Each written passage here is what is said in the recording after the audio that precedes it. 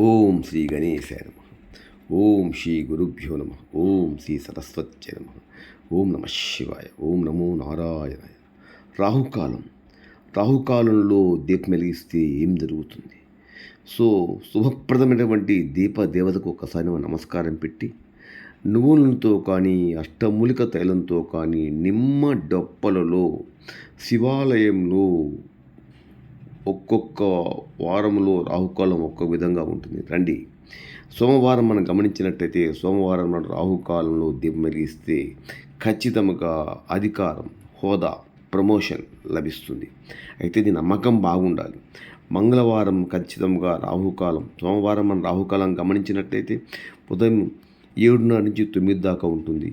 అదే మంగళవారం మనం గమనించినట్టయితే మధ్యాహ్నం 3 నుంచి 4:30 దాకా మంగళవారం కనుక మనం దీపం వెలిగించినట్టయితే మంచి ఆరోగ్యం కలుగుతుంది.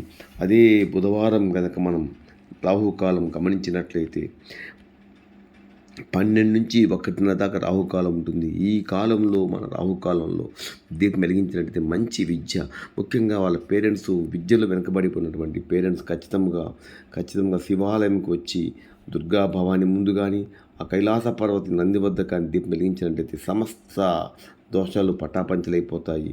ఖచ్చితంగా మంచి విద్య, మంచి బుద్ధి, యశస్సు ఖచ్చితంగా కలుగుతాయి. అంతేకాకుండా గురువారం మధ్యాహ్నం 1:00 నుంచి 3 దాకా రాహుకాలం ఉంటుంది. ఆ రాహుకాలం దీపం వెలిగించినట్టయితే మంచి సంతానం కలుగుతారు, సత్సంతానం పొందుతారు. శుక్రవారం రాహుకాలం మనం 10:30 నుంచి 12 దాకా రాహుకాలం ఉంటుంది. దీపం వెలిగించినట్టయితే ఐశ్వర్యం, సంపద లభిస్తాయి. శనివారం రాహుకాలం దీపం వెలిగించినట్టయితే మంచి ఆయుష్, అనారోగ్యం నుంచి విముక్తి పొందుతారు. ఆయుష్ వృద్ధి అవుతుంది, అనారోగ్యం నుంచి విముక్తి పొందుతారు. ఆదివారం నాడు సాయంత్రం 4:30 to 6 దీపం వెలిగించినట్టయితే శత్రు నాశనము, శత్రు భయం ఉండదు. లైక్ చేయండి, షేర్ నచ్చితే